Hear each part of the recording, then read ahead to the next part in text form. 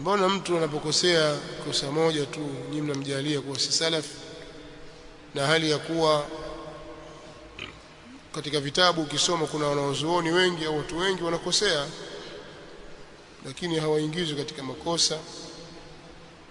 Inakuwaje mtu katika ahli sunna anakosea jambo lakini nyinyi mnamtoa moja kwa moja katika manhaj? Huyo anayesoma kwenye vitabu atakuwa anasoma kiupofu, hasomi kwa kuzingatia na kuangalia maneno ya wanazuoni katika mweko wake ule sahihi. Na hili pengine zikatokana na hawa ya nafsi au likaja kwa sababu ya kutokujua, ujinga. Na hivi ni vitu viwili vibaya ambavyo vinawaangamiza watu wengi: ujinga, mtu kutokujua na kujiona kwamba yeye ajua, au ajua lakini hawa ya nafsi na matamanio ya nafsi yanamvuta akaenda usipofaa. Na wengine wanapelekwa na yote mawili, kutokujua na hawa ya nafsi, na hawa ni watu wengi sana. Lakini ukisoma kwenye vitabu katika tarajum za wanawazuoni juu ya makosa ya baadhi ya watu waliotokea tangu enzi masahaba, lilipodhihiri kundi la Qadariya, ni kosa moja tu. Abdullah ibn Umar radhiyallahu ta'ala anhuma alitabarra na wale watu wa Basra waliokuwa na fikra ya qadar, wanasema la qadar wal amru unfun. Hilo tu. Makosa mangapi? 200. Ni kosa moja tu, sawa, ndilo wafanya waingizwe katika jambo hili. Katika majlisi ya Al-Hasan al-Basri walijitokeza baadhi ya watu wakafanya iftiyat ni kutangulia mbele kwenye kutoa fatwa na hali ya kuwa ulama wapo. Mtu amekuja muulizaji akiuliza juu ya masala ya fasiq asim min usati almuwahhidin, hukumu yake ikoje? Mtu anafanya maasi na hali ya kuwa ni muwahhid, sio kafir, nini hukumu yake? Badala ya kumwacha shekhe ajibu, wakajitokeza baadhi ya vijana katika wanafunzi wake wakajibu kwamba katika manzila baina almanzilatayn, katika manzila baina hiki kipengele hiki tu kikawatoa katika njia ya sawa, wakawahukumu watu wale kuwa ni watu waovu. Na ndiyo asili ya kundi la al-Mu'tazila. Al-Mu'tazila hawakuanza kutolewa kwa makosa 200, kosa hili moja. Sisi tunaelewana? Kwa hiyo huyo anayesema kwamba sasa mbona kosa moja tu wanawazuoni ilikuwa hawatoi kwa kosa moja, huyo hajui, atakiwa aelekezwe, lakini asijenge hoja juu yake. Mtu kosa moja tu linaweza kumtoa katika Uislamu, moja tu. Ukisoma Qur'ani utaona hivyo. Kuna watu walisema maneno mabaya kabisa, ikaja aya inasema maneno mabaya dhidi ya Mtume sallallahu alaihi wasallam, qul abillahi wa ayatihi wa rasulihi kuntum tastahzi'un la ta'tadhiru qad kafartum ba'da imanikum. Hivi mmefanya istizai Allah na aya zake na mtume wake? Walileta mambo gani? Sasa ukisoma Qur'ani, ukiwasoma as-salaf as-salih min as-sahaba, tumtaja Abdullah ibn Umar, hivyo tabi'in na waliokuja baada yao, wewe angalia muamala wa al-Imam Ahmad rahimahullah ta'ala na kina al-Karabisi na wengineo, walifanya nini? Kosa lao ni lipi? Muangalia al-Isfaraini, msimamo wake dhidi ya al-Baqillani. Al-Baqillani kafanya nini? Makosa mangapi? Na alikuwa yantasib ila sunna wa yudafi'u 'ani sunna, yujadilu al-Mu'tazila, lakini kwa lile alilofanya au yale machache aliyofanya, wanaozuoni wa ahli sunna wal jamaa hawakusita kwenye kumtoa katika njia ya sawa sawa. Kinachoangaliwa ni makosa ya aina gani. Mtu anakariri jambo katika minhaji ipi? Hapo ndo kwenye shida.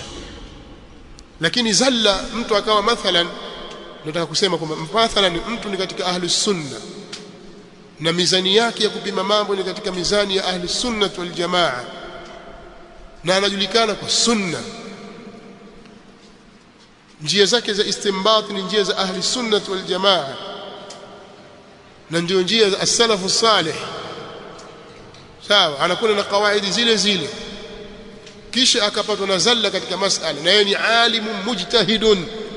Zingatia hilo, wa huwa alimun mujtahidun yu'dharu biijtihadihi, na hali ya kuwa ni alim mujtahid ambaye hupewa udhuru kwa ijtihadi yake, akipatwa na zalla kwa sababu ile ijtihad, nini hukumu yake? Lahu ajrun, pamoja na kosa alilofanya, kwa kuwa ni alimu mujtahid, lahu ajrun, atapata yeye ujira mmoja lijtihadihi, kwa sababu kule kujitahidi kwake. Walakin la yajuzu ittiba'uhu fi dhalik, haitafaa kumfuata yeye katika hilo, haitafaa kumfuata yeye katika hilo, huyu yu'dhar. Lakini lao angekuwa ni alimu kini ghairu mujtahid, ya'tham, anapata madhambi. Sasa hebu tuambieni kwanza, hao watu wenu ambao nyinyi mtaka kuwatetea hii leo ni ulama mujtahidun. Hebu tuambieni, mfano tumemzungumzia Dr. Islam hapa, ni alim mujtahid. Kwa hiyo akikosea atakuwa sasa haifai tena kwamba lahu ajrun. irham nafsaka ya Islam, irham nafsak. hawezi kuwa alim mujtahid, yeye ni talib ilm kama sio jahil basit au murakkab, kama sio jahil basit au murakkab, hawezi kuwa mujtahid. Hilo jambo la kwanza. Jambo la pili, misingi ipi aliyojenga juu yake? Anafikiria kwa misingi gani? Ana misingi ipi? Ni misingi ya salaf? Tunaona kwamba misingi anayofikiria si misingi ya salaf, ya kwamba yafaa mtu kusoma na kuchukua elimu mpaka kwa nani? Kwa shaytan.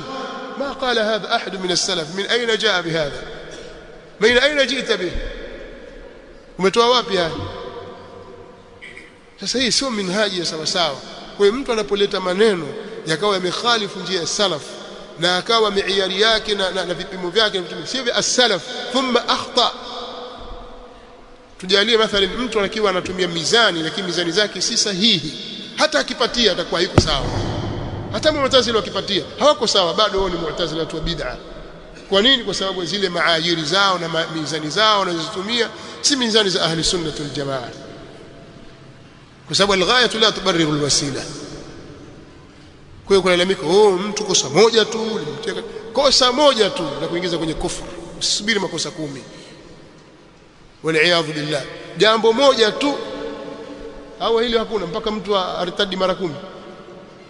Neno moja tu mtu anamuingiza kwenye ukafiri shekhi. Hivyo neno moja tu au masala moja tu yanakutoa katika njia. Almasala malaka imamu kaman shaytan. Wewe huna imam katika hilo. Imamu wako nani sasa? Nani alikutangulia kwamba yafaa kuchukua elimu kutoka kwa shaytan? Huyu Abu Huraira kafunzwa na shaytan. Man salafuka fi hadha? Wafikiria kivipi wewe katika jambo hili? Kwa hiyo Dr. Islam asitaki kujitetea, anazungumza maneno kwamba sasa watu wanatoa watu kwa kosa moja tu. Hebu niambie, Qadaria mwanzo kabisa walitolewa kwa makosa mangapi na Abdullah ibn Umar? Ibn Umar ampa salamu yule mtu habari kwamba ukifika huko waambie inni bari'un minhum wa hum buraa'u minni. Hadithi ya kwanza katika Sahih Muslim, hadithi nambari 1 kabisa ndani ya Sahih Muslim. Ukifika wewe kawaambia jamaa zako huko Basra, anni bari'un minhum wa annahum buraa'u minni. Nini walichokisema? La qadara wal amru unfun. Bas maneno haya.